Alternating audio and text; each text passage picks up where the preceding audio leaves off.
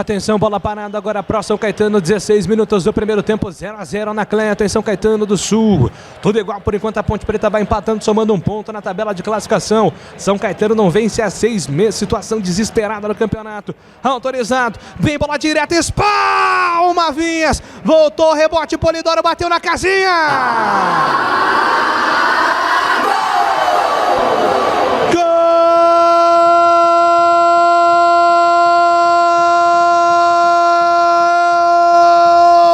São Caetano!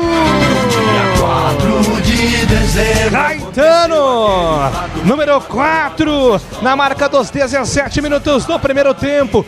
Uma bomba na bola parada, um veneno tremendo. O Igor Vinhas defendeu com a mão esquerda, a bola bateu na trave e voltou na pequena área para o Caetano. Com o pé direito, mandar para o fundo da casinha da Ponte Preta. Caetano, zagueirão Caetano com toda a liberdade do mundo, manda a bola para o fundo da casinha.